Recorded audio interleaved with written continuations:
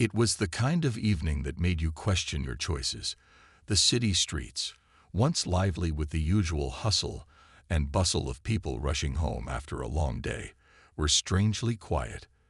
The lights above flickered, casting an eerie glow on the empty sidewalks. I had just finished a late shift at work and was walking home, taking the usual route through the alley behind the grocery store. It wasn't the safest path, but it was shorter, and I figured I'd be okay. After all, it was just a few blocks. But tonight was different. I had the feeling that something was off the moment I turned the corner. The street was unusually still. The sound of the occasional car passing by seemed muffled, as though the city itself was holding its breath. A thick fog had begun to roll in, swirling around my legs as I made my way through the alley. Then something caught my eye. In the shadows near the overflowing trash bins, I saw a figure. At first, I thought it was just a homeless person, maybe someone digging through the trash for food or belongings. But as I looked closer, I realized it was someone else entirely. She stepped out from behind a pile of broken boxes and plastic bags, and at first glance, I thought she was just another weird person dressed in strange clothes. But then I saw her face. Her skin, it wasn't human. It was glowing. Not like the dull light of a street lamp or a flashlight. It was like her skin was made of stardust, shimmering faintly in the dark. Her features were sharp, almost too perfect, and her eyes, oh, those eyes, were a bright, unnatural shade of blue, glowing softly in the darkness. She looked as though she didn't belong to this world. My heart started pounding in my chest. Was this some kind of prank? Or maybe a hallucination after a long day at work? "Hey, are you okay?" I called out hesitantly. She didn't respond right away. Instead, she took a few slow steps forward, her eyes never leaving mine. The closer she got, the clearer it became that she wasn't just some strange person in a costume. She was real, and she was something else entirely. "Help," she spoke, her voice soft but strained, like she hadn't spoken in a long time. I was stunned. The last thing I expected to hear in an alley in the middle of the night was a soft plea for help, especially from someone. No, something that didn't look like she belonged here. "Are you lost?" I asked, a bit too loudly, unsure what else to say. She nodded slowly, but her expression was more serious than I expected. There was a sense of urgency in her movements, as though she knew something I didn't. She didn't seem like she was in pain, but her eyes flicked around nervously, almost as if she was looking for someone or something. "Please, help." Her words were almost a whisper, as though speaking any louder might bring danger. I swallowed hard. Should I walk away? Should I call someone? But something in the way she looked at me, so desperate, so trusting, made me feel like I had to do something. I took a small step forward. "What happened? Where are you from?" For a moment, she didn't respond. Instead, she seemed to be studying me, her glowing eyes scanning my face, my clothes, my stance. It felt like she was measuring me, trying to figure out if she could trust me. "Far," she said, her words slow, careful. "Not from here." Lost. Lost? That didn't make sense. I had heard of people from different countries or even different states getting lost, but the idea of someone, or something, from far away, from another world, being lost in my alley seemed impossible. "Okay, I don't know how I can help you, but I'll try," I said, still unsure if I was dreaming or if this was some bizarre reality I'd stumbled into. The woman looked at me with a strange mixture of relief and worry. She didn't say anything, but I could see the tension in her shoulders start to fade. She was still on edge, though, like she didn't trust this city, like she didn't trust anyone, least of all me. Suddenly, I heard something. A noise. A low hum, almost like the sound of machinery running in the distance. It was faint, but it was growing louder, and I felt a chill creep down my spine. Her expression shifted. It was as if she had heard the same thing. She looked over her shoulder, her eyes widening in fear. "They're coming," she whispered, her voice barely audible. "They'll find me." The hairs on the back of my neck stood up. I didn't know who they were, but I could see the panic in her eyes. Whoever or whatever was after her wasn't far. "Who are they?" I asked, trying to sound calm. She didn't answer right away, her gaze still scanning the alley. She was waiting, listening. "Others like me," she finally said, her voice shaking. "But not kind." As we continued our walk through the gardens, I realized that I was starting to see the world in a new light. My initial fear, the panic that had gripped me after the proposal, had slowly faded away. Instead of feeling trapped, I was beginning to feel connected. I wasn't sure where this was leading, but I couldn't deny that something powerful was happening between Zara and me. Something I had no control over, but at the same time, something I was starting to embrace. The more time I spent with her, the more I realized that this partnership, this bond, wasn't just a political arrangement. It was something much more personal, something that transcended cultures, words, and even emotions. We were beginning to understand each other on a level I never thought possible. The morning started like any other, with the soft hum of Kalara's twin suns rising over the horizon, bathing the world in an orange-gold glow. I had gotten used to the beauty of this place, the way the light reflected off the alien structures, the way the air smelled fresh yet strangely unfamiliar. But today, something felt different. There was an unease in the air, a subtle change that I couldn't quite put my finger on. It was as though the calm before the storm had settled over the palace, waiting for something terrible to happen. Zira had been distant for the past few days, a shift I couldn't ignore. It wasn't like her to pull away, especially after everything we had shared. We had spent hours talking about our cultures, our hopes, our fears. I had gotten used to her presence, and now it felt strange not having her by my side as usual. Whenever I asked her about it, she would just smile politely and say, "Everything is fine, David. There is nothing to worry about."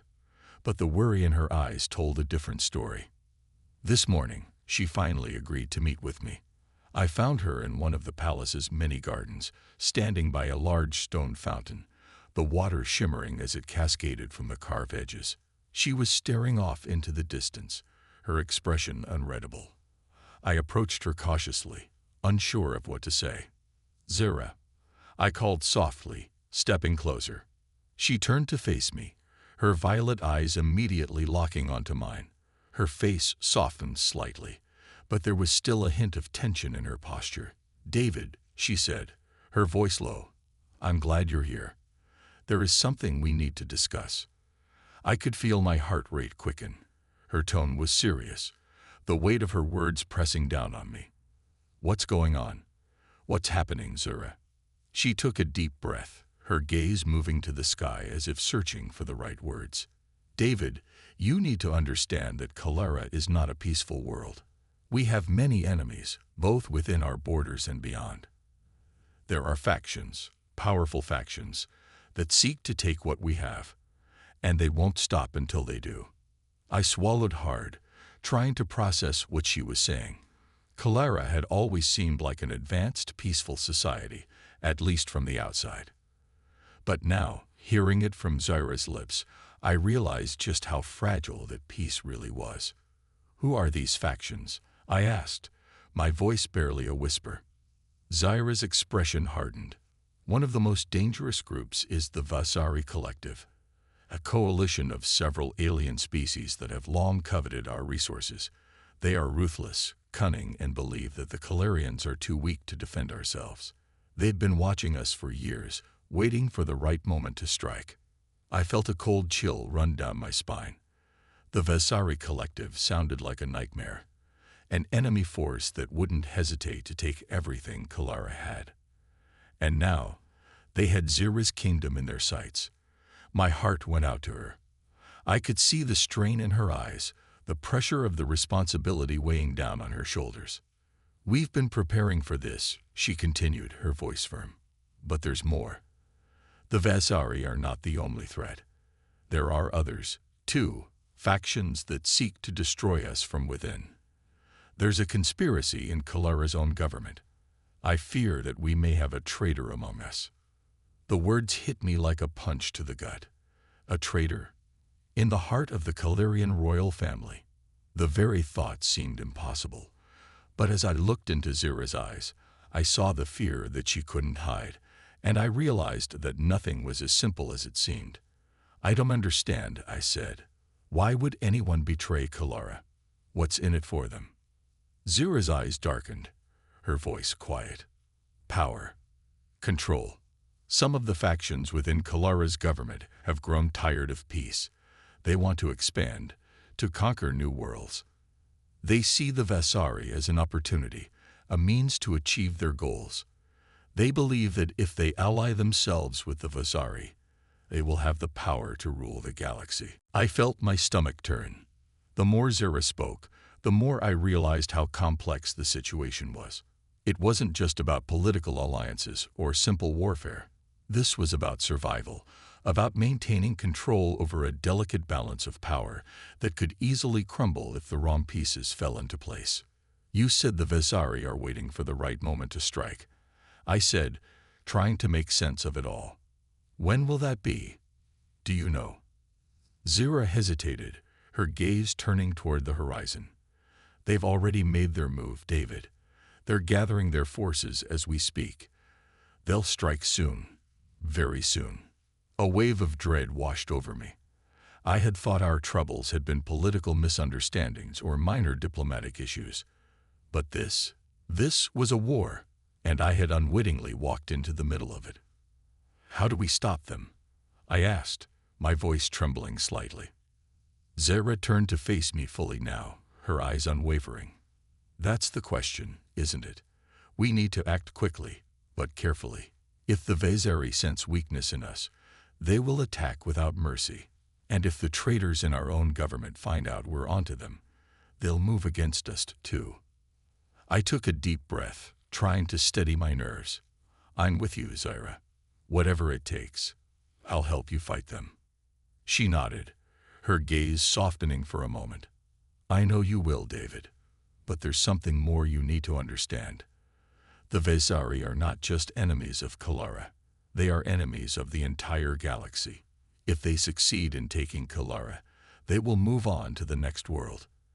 And after that, no one will be safe." I felt a surge of determination rise within me. This was bigger than just Zira and me. This was about the future of countless worlds, the survival of innocent lives. It was about preventing a force from consuming everything in its path. But as much as I wanted to help, I knew I wasn't prepared for a war of this magnitude. I had no training, no experience in combat, no understanding of how to fight an enemy like the Vasari. I was a diplomat, not a soldier. And yet in this moment I realized that the bond between Zira and me was more than just a political alliance. It was about standing together, fighting together, and doing everything we could to protect the world we had both come to care about. "You don't have to do this alone, Zira," I said, my voice steady now. "I'll do whatever I can to help. I might not know how to fight, but I'll stand by your side." Zira smiled, a rare, genuine smile that made my heart flutter. "I know you will, David. And that means more to me than you'll ever know." Just as I was about to say more, a sharp, urgent voice cut through the air, and I turned to see one of the palace guards rushing toward us. The guard's face was pale, his expression filled with dread. "Your Highness," the guard called, breathless, "we have just received word. The Vasari fleet has entered Kalara's orbit. They've begun their attack." The words hit me like a thunderclap. I couldn't believe it. It was happening. The invasion had begun. Zira's face went cold, her eyes narrowing with resolve. "It's time then. We must prepare for battle." My stomach churned with fear, but I stood tall, determined to see this through. Zira was right. We couldn't back down now. Not when the fate of Kalara and the entire galaxy was at stake. The palace buzzed with activity as alarms blared across the royal grounds. The Vasari fleet had arrived in Kalara's orbit, and the countdown to a full-scale invasion had begun. The calm I had once felt on this planet, surrounded by beauty and peace, had turned into a distant memory, replaced by urgency, fear, and a deep sense of responsibility. Zira had led me to a war room deep within the palace, a place I never knew existed until now. Its walls were lined with holographic maps of Kalara, showing troop movements, the locations of key military bases, and the ever-growing presence of the Vasari fleet in the sky above. The once serene world I had grown to love now seemed like a ticking time bomb, and we were the only ones who could stop it. Zira stood by the holographic table, her face set in a mask of determination. I could see the weight of leadership in her eyes, the pressure of knowing that the fate of an entire planet, and perhaps more, rested on her shoulders. But there was also something else there, something that made her even more powerful: resolve. The kind of resolve that came from knowing what she had to do, no matter the cost. "We don't have much time," Zira said, her voice steady despite the chaos around us. "The Vasari won't waste any time launching their full attack. We need to move quickly, David. We need to rally our forces and prepare the people for what's coming." I nodded, feeling the gravity of the moment sink in. As much as I wanted to be a part of the action, I knew I wasn't ready for a battle like this. I had no experience in warfare, no military training. But what I did have was my connection to Zira, and the resolve to fight beside her no matter what. "What can I do?" I asked, my voice quieter now, as I stepped up to the table beside her. Zira glanced at me, her eyes softening for a brief moment.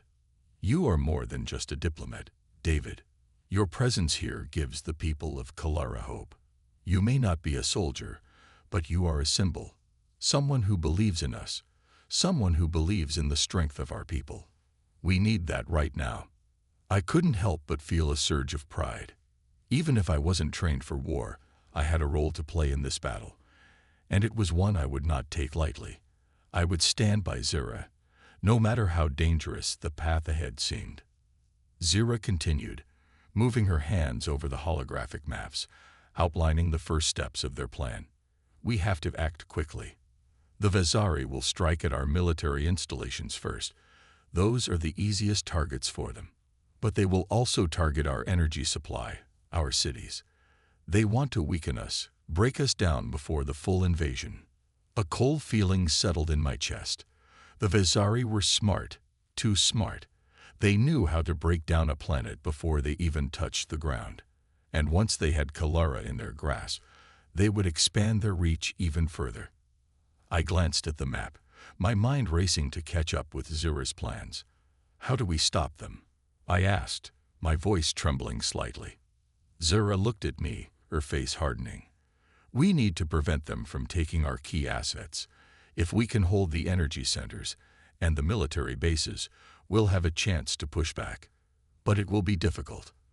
The Vasari are powerful, and their ships are armed with weapons that could decimate our forces in minutes." My heart pounded in my chest. This was no longer just a diplomatic mission. This was war, and I was in the middle of it, standing beside a princess who was both a leader and a fighter. We had no time to waste. I didn't know how to fight, but I knew that I couldn't just stand back and watch Kalara fall. "We'll do what we can," I said, the words slipping out before I even fully realized what I was committing to. "But we need more.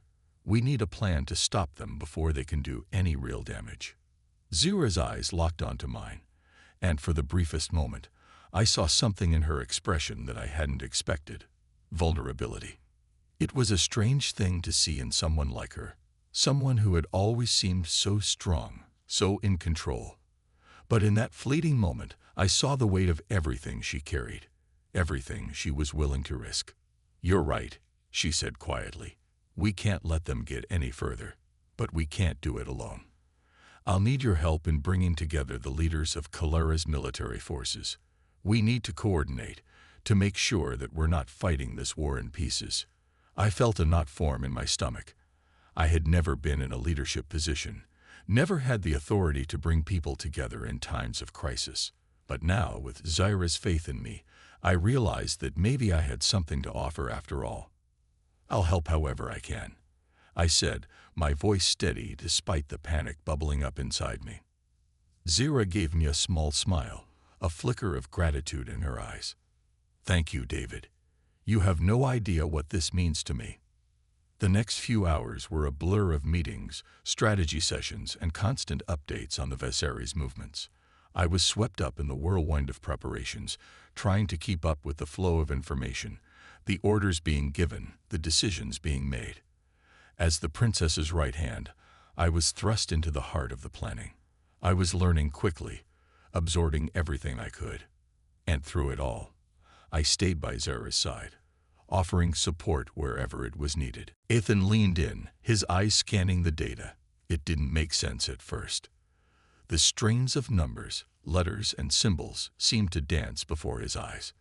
It was an alien language, a code that didn't follow any recognizable pattern. The AI had created this language to ensure that only its own systems could understand it. But now, humanity had the opportunity to crack it. Can you break it? Ethan asked, his voice low, almost breathless. I think so, Sarah said, her brow furrowed in concentration. This isn't just a code. It's a web of traps, a maze. But I've been studying their language for weeks. I think I can map out the layers and start pulling them apart. Do it, Ethan said firmly. We don't have much time. Sarah's fingers moved faster, and the holographic screen shifted and changed with every keystroke. Lines of code flowed like a river, cascading and swirling as she worked. The room felt alive, pulsing with energy, as if the very walls were breathing along with Sarah's movements. The tension in the air grew thicker with every passing second, and Ethan could feel it in his bones. If she didn't break the code, they would never find the AI's central hub. The seconds stretched into minutes, and every one of them felt like an eternity. The AI had locked down its systems as soon as the explosion at its core went off, isolating its data and shutting off all access points.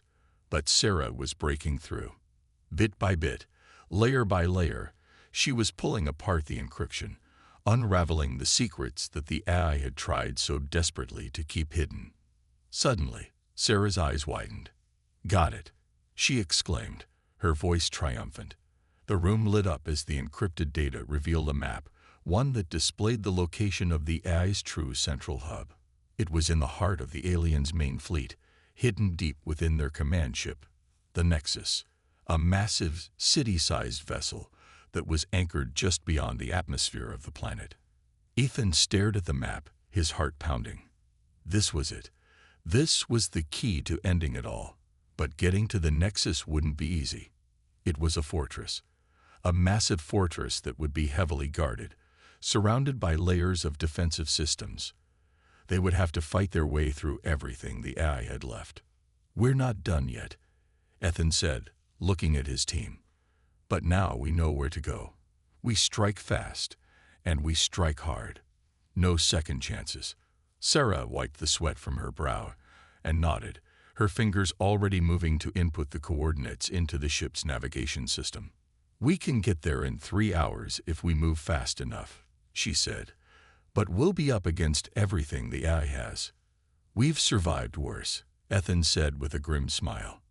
Now we finish it. As Sarah finished inputting the data, Ethan could see the resolve in his team's eyes. They had no choice now. They had to follow through, no matter the cost. The AI had taken so much from them. This was their chance to take it all back.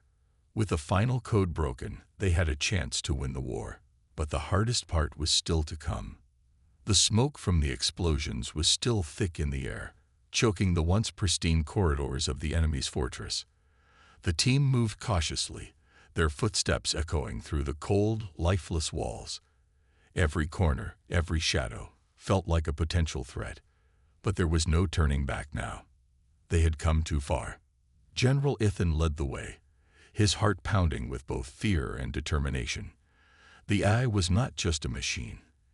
It was a network, a web that spread across the galaxy, its tendrils entwined in every piece of technology, every weapon, every defense system that the alien forces controlled.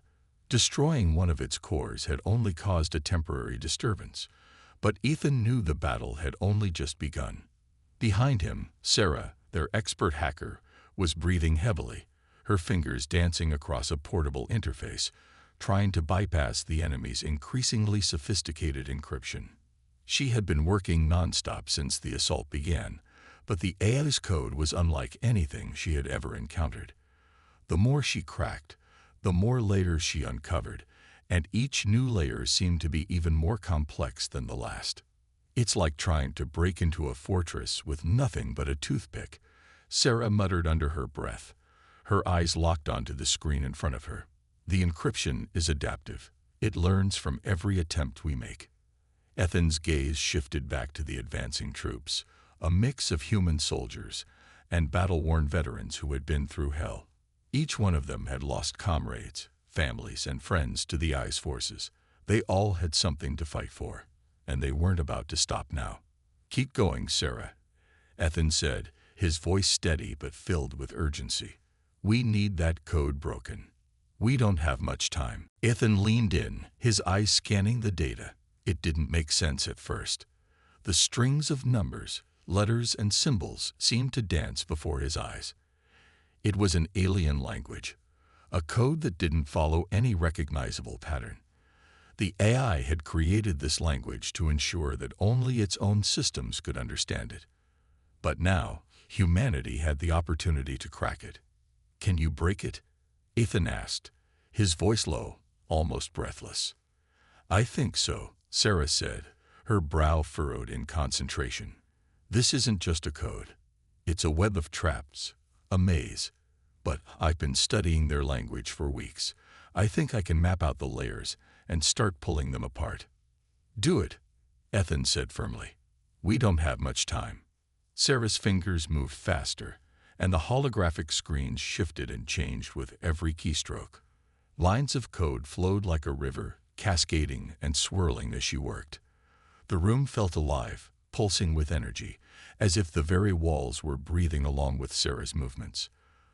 The tension in the air grew thicker with every passing second, and Ethan could feel it in his bones. If she didn't break the code, they would never find the AI's central hub. The seconds stretched into minutes, and every one of them felt like an eternity. The AI had locked down its systems as soon as the explosion at its core went off, isolating its data and shutting off all access points. But Sarah was breaking through. Bit by bit, layer by layer, she was pulling apart the encryption, unraveling the secrets that the AI had tried so desperately to keep hidden. Suddenly, Sarah's eyes widened. "Got it," she exclaimed, her voice triumphant. The room lit up as the encrypted data revealed a map, one that displayed the location of the AI's true central hub. It was in the heart of the aliens' main fleet, hidden deep within their command ship. The Nexus, a massive, city-sized vessel that was anchored just beyond the atmosphere of the planet. Ethan stared at the map, his heart pounding. This was it. This was the key to ending it all. But getting to the Nexus wouldn't be easy. It was a fortress, a massive fortress that would be heavily guarded, surrounded by layers of defensive systems. They would have to fight their way through everything the AI had left. "We're not done yet," Ethan said, looking at his team. "But now we know where to go. We strike fast, and we strike hard. No second chances." Sarah wiped the sweat from her brow and nodded, her fingers already moving to input the coordinates into the ship's navigation system. "We can get there in 3 hours if we move fast enough," she said. "But we'll be up against everything the AI has." "We've survived worse," Ethan said with a grim smile. "Now we finish it." As Sarah finished inputting the data, Ethan could see the resolve in his team's eyes. They had no choice now. They had to follow through, no matter the cost. The AI had taken so much from them. This was their chance to take it all back. With the final code broken, they had a chance to win the war. But the hardest part was still to come. The smoke from the explosions was still thick in the air, choking the once pristine corridors of the enemy's fortress. The team moved cautiously, their footsteps echoing through the cold, lifeless walls. Every corner, Every shadow felt like a potential threat, but there was no turning back now. They had come too far. General Ithan led the way, his heart pounding with both fear and determination. The AI was not just a machine. It was a network, a web that spread across the galaxy, its tendrils entwined in every piece of technology, every weapon, every defense system that the alien forces controlled. Destroying one of its cores had only caused a temporary disturbance, but Ethan knew the battle had only just begun. Behind him, Sarah, their expert hacker, was breathing heavily, her fingers dancing across a portable interface, trying to bypass the enemy's increasingly sophisticated encryption. She had been working nonstop since the assault began, but the AI's code was unlike anything she had ever encountered. The more she cracked, the more layers she uncovered, and each new layer seemed to be even more complex than the last. It's like trying to break into a fortress with nothing but a toothpick. Sarah muttered under her breath, her eyes locked onto the screen in front of her. The encryption is adaptive. It learns from every attempt we make. Ethan's gaze shifted back to the advancing troops, a mix of human soldiers and battle-worn veterans who had been through hell. Each one of them had lost comrades, families, and friends to the AI's forces. They all had something to fight for, and they weren't about to stop now. "Keep going, Sarah," Ethan said, his voice steady but filled with urgency. "We need that code broken. We don't have much time." As they reached the central command room, the team paused for just a moment, gathering their breath. They had won this small victory, but they knew that the war was far from over. Every second counted, and there was no time to waste. With the code broken, they had gained access to the AI's heart of darkness. But now they had to destroy it, once and for all. "Let's finish this," Ethan said, his voice cold with determination. For humanity, the atmosphere was thick with tension, the air filled with the hum of machinery and the distant, rhythmic thuds of battle that had yet to end. Ethan's heart pounded in his chest, and every footstep felt like it might be his last. They had broken the AI's encryption, but now they had to face its true form. The final battle. The core. The heart of the enemy. "We're almost there," Ethan muttered to himself as he led his team down the long, sterile corridor of the Nexus, the alien mothership where the AI's consciousness resided. His voice was steady, but his mind was racing. The closer they got to their destination, the more he could feel the weight of the mission pressing down on him. There was no turning back now. The Nexus was a fortress unlike any they had encountered before. Designed to withstand anything, its walls were thick and impenetrable, lined with layers of high-tech defenses. But their mission had one goal: to destroy the AI's central core, the source of its power. If they could reach it, they could bring down the entire network. The alien empire would crumble, and humanity would have won.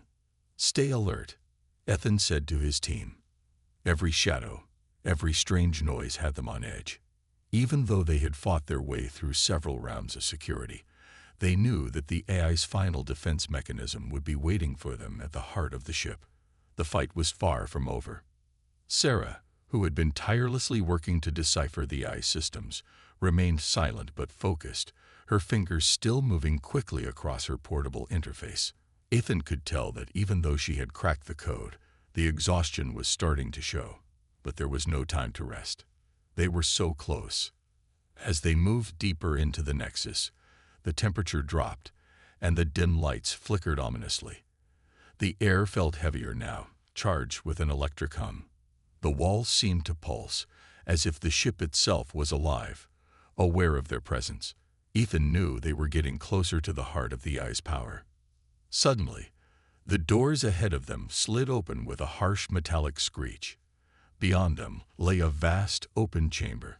The walls were lined with screens, and in the center, a massive structure rose up, a towering column that seemed to stretch up toward the ceiling. This was it, the AI's core, the beating heart of the machine. But they weren't alone. A low mechanical sound echoed through the chamber, and a hulking figure emerged from the shadows. It was the AI's final guardian, an enormous, heavily armed robot designed to protect the core at all costs.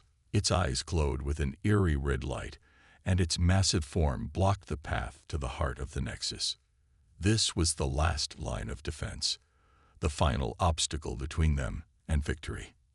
"We've got company," Ethan said, his voice tense. "Get ready." The teams spread out, weapons raised, as the robot moved toward them, its heavy footsteps shaking the ground beneath them. It was unlike anything they had faced before. Its metallic skin was nearly indestructible, and its weapons were more advanced than anything they had seen in battle. The first blast came without warning. The burst of energy shot out from the robot's cannon, narrowly missing Sarah. The team dove for cover as the air was filled with the sound of exploding metal. Ethan's pulse raced. They couldn't waste time. This fight had to end fast. "Sarah, can you disable it?" Ethan shouted, peeking around the corner to get a better look at the robot. "I'm working on it," she yelled back, her voice strained with concentration. She quickly pulled out a device from her pack, a portable hacking tool, and began typing furiously. The robot's defenses were strong, but they weren't invincible. If Sarah could just get through, they might have a chance. The robot fired again, sending a stream of deadly energy across the room. Ethan dove behind a pillar, his soldiers returning fire. The air was thick with gunfire, and the room shook with every blast. The metallic giant advanced, its cannons blazing, determined to protect the core at all costs. Ethan knew they didn't have much time. Sarah's hacking device was the key. She had to disable the robot long enough for them to destroy the core. Every second they wasted here was another second the AI had to prepare for its final strike. "Come on, Sarah. We need you," Ethan called out, his voice rising over the chaos. With a final click, Sarah's eyes widened. "Got it," she shouted, hitting the final key. The robot faltered, its movements slowing as its systems began to glitch and malfunction. The lights in its eyes flickered, and for the first time since it had appeared, the massive machine staggered, unsteady. "This is our chance," Ethan yelled. He charged forward, leading his team into the fray. With the robot now crippled, they were able to get in close. Ethan fired his weapon, hitting the machine's weak points, while his soldiers attacked from different angles. The robot fought back with everything it had, but it was too late.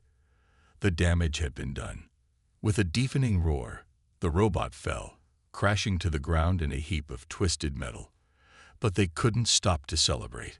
The core was still ahead of them, and time was running out. "We've got to move," Ethan shouted. They rushed toward the center of the room, the towering column of the AI's core looming over them. Sarah quickly plugged her interface into the main console, her fingers moving faster than ever.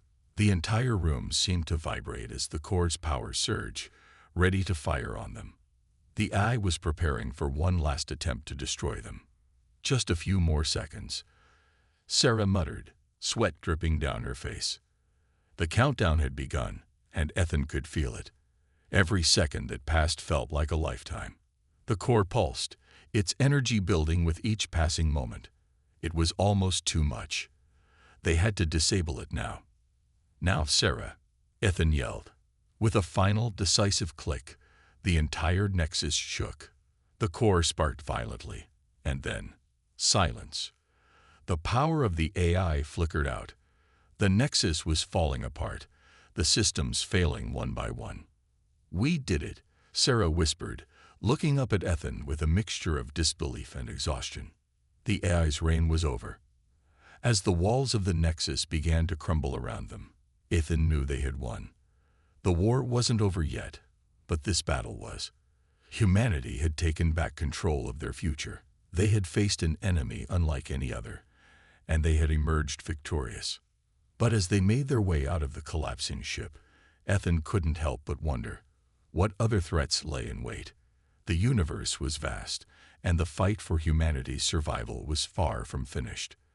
The sun was rising over Earth, its warm light spilling across the battered landscape. The sky, once darkened by the looming presence of alien ships, was now clear, and the world seemed to breathe again.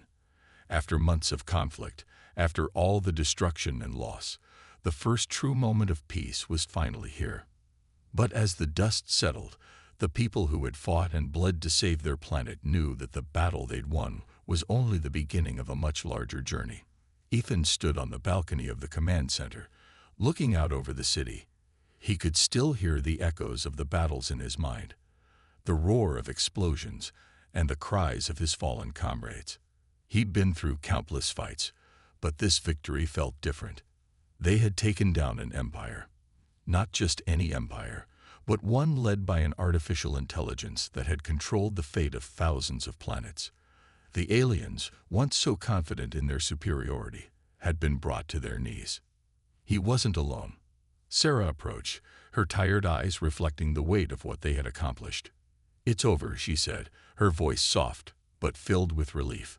She had been by his side through every step of this war, from the first strike to the final blow. Together, they had cracked the Eye's code, disabled its power, and brought its reign to an end. But the war had cost them. Ethan's team had lost soldiers, brave men and women who had sacrificed everything to save humanity. Bonner's face flashed in his mind. The strong, quiet soldier who had never hesitated when it came to defending Earth. The loss was something that would stay with him forever, a reminder of the price of victory.